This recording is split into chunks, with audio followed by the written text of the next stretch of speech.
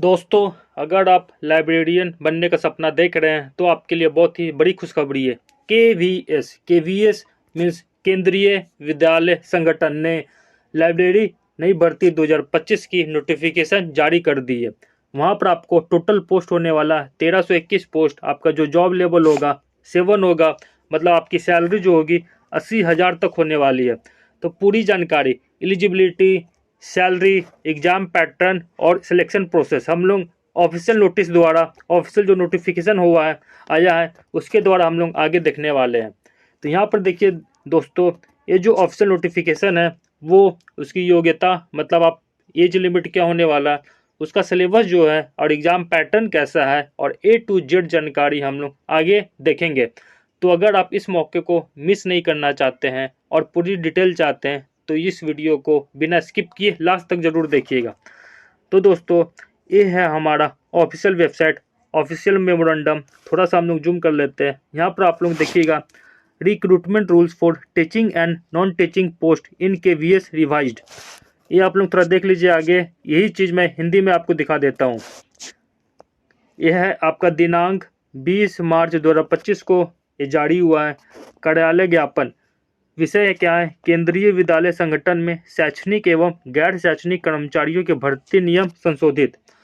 यहाँ पर पढ़िएगा आप लोग, मौजूदा भर्ती नियमों का अतिक्रमण करते हुए माननीय शिक्षा मंत्री भारत सरकार एवं अध्यक्ष केंद्रीय विद्यालय संगठन द्वारा अनुमोदित शैक्षिक एवं गैर शैक्षिक पदों के भर्ती नियम सामान्य सूचना हेतु परिचालित किए जाते हैं। ठीक है, ये हो गया हमारा नोटिफिकेशन जो भारत सरकार की तरफ से आया, इंडियन गवर्नमेंट की तरफ से आया। और ये है हमारा ऑफिशियल नोटिफिकेशन जो केंद्रीय विद्यालय मतलब KVS के तरफ से आया है। यहाँ हम लोग आगे देखते हैं। Recruitment rules for the post of librarian, name of the post librarian. Total post कितना होने वाला है? 1321 2024-2025 के लिए जो ईयर हम लोग का चल रहा है।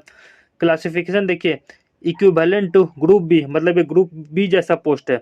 और लेवल जो होने वाला हमारा लेवल 7, मतलब आपको जो स्टार्टिंग सैलरी का जो पे लेवल होगा 44,900 से 1,42,400, मतलब जो एंट्री लेवल स्केल है वो लेवल 7 है। उसके बाद आपका प्रमोट होकर सीनियर स्केल पे चल जाएंगे। उस समय आपका जो सैलरी होने वाला है 47,600 टू 1,51,100।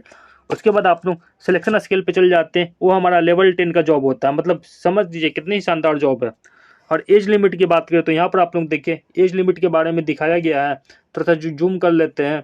यहाँ पर देखिए, नॉट एक्सीडिंग 35 ईयर्स, मतलब आपका जो यूआर्क्स है, जो जनरल्स हैं, उनका एज लिमिट 35 ईयर होना चाहिए।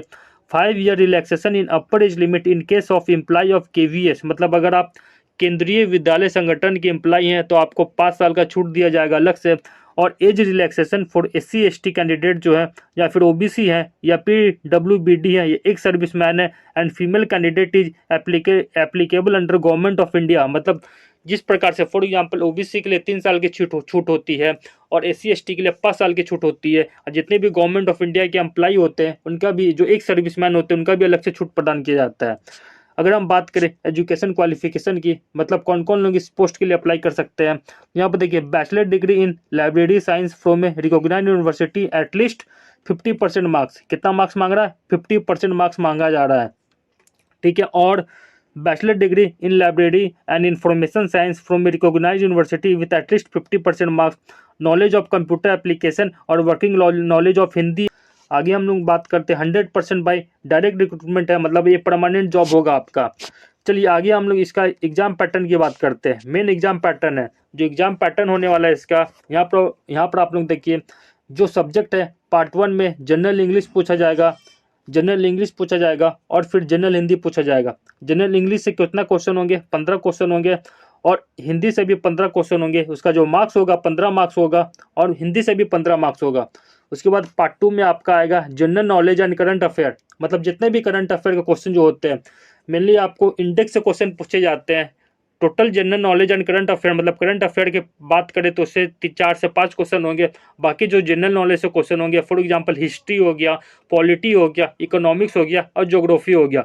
हिस्ट्री में भी आपको मॉडर्न हिस्ट्री पे ज़्यादा कमांड करना है और पॉलिटी में भी आपको जो हमारा राष्ट्रपति, जो हमारा पंचायती राज होता है, उस पर ज़्यादा कमांड करना है। ये सबसे क्वेश्चन आपको 10 से 15 क्वेश्चन मिल जाएंगे।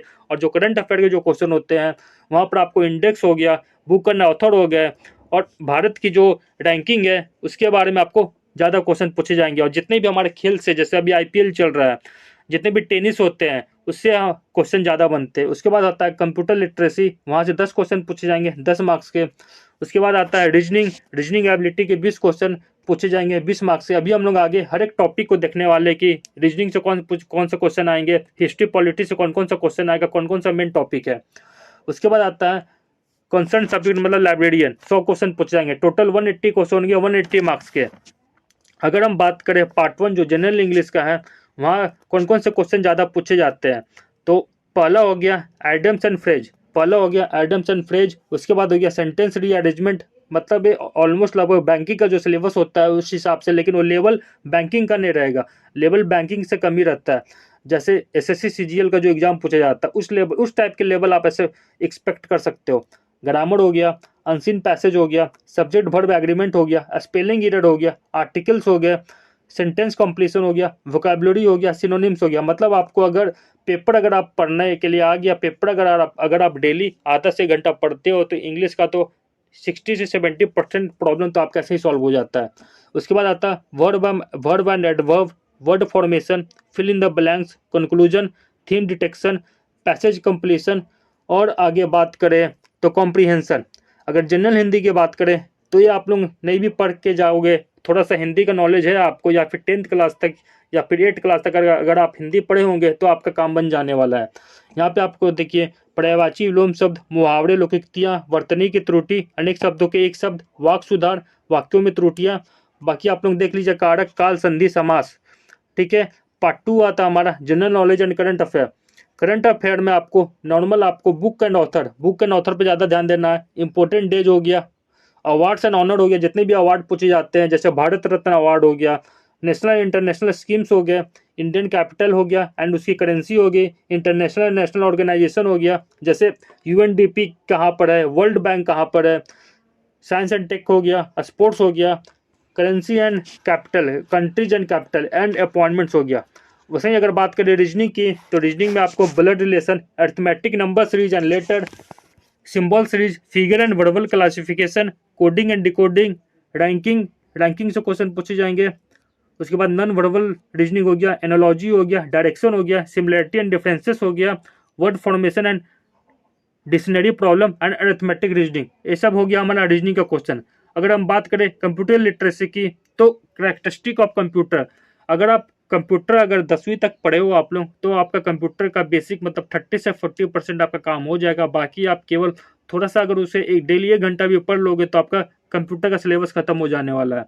Characteristic of computer, MS Office, Excel, spreadsheet, PowerPoint. Mainly ये है exposure of Word, Excel, spreadsheet and PowerPoint. Computer organisation including ROM, file system and RAM. Input devices हो गया और आउटपुट डिवाइस हो गया। Information chaos हो गया। Computer software relationship between hardware and software operating system. Digital signature and information technology and society. ये हो गया हमारा कंप्यूटर का जो भी था सिलेबस, उसके बारे में बात कर लिए। तो दोस्तों ये था हमारा KVS मतलब केंद्रीय विद्यालय संगठन से जुड़ी जितनी भी जानकारी है आप लोगों को जो देना चाहिए था मैंने दे दिया। अगर आप इस भर्ती के लिए योग्य हैं तो जल्द से जल्द अप्लाई कर दीजिएगा। जब आएगा इसका नोटिफिकेशन तो वीडियो को लाइक करें और शेयर करें ताकि ये ज़्यादा से ज़्यादा लोगों तक पहुंच सके। अगर आपको कोई और सवाल है तो कमेंट सेक्शन में आप पूछ सकते हैं। अगर और हम बात करते हैं ये सब जितने क्वेश्चन होते हैं हमारे, वो फॉर एग्जांपल अगर मैं बात करूँ हिस्ट्री, पॉलिटी और ज्योग्राफी की या फिर इकोनॉमिक्स की, वो जनरली प्रीवियस ईयर क्वेश्चन से ज़्यादा पूछा जाता है। तो आप लोग प्रीवियस ईयर क्वेश्चन ज़्यादा से ज़्यादा सेट लगाइएगा। और जो भी लोग BPSC या फिर BSSC की जो भी तैयारी कर रहे हैं, जिनका भी एग्जाम अभी आने वाला है, जैसे बिहार SSC में अभी लगभग 4000 प्लस पोस्ट आने वाले हैं, एसओ का तो 2000 पोस्ट ही होगा उसमें, अब बाकी जो पोस्ट होंगे वो 2000 के आसपास होंगे।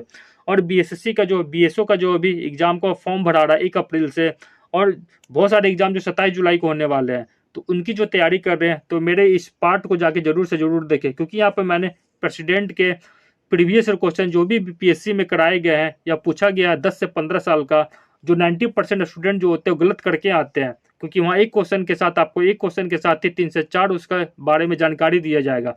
अगर इतने ये सब इजी प्रीवियस ईयर क्वेश्चन आप लोग गलत करके आओगे तो सिलेक्शन कैसे होगा बताइए।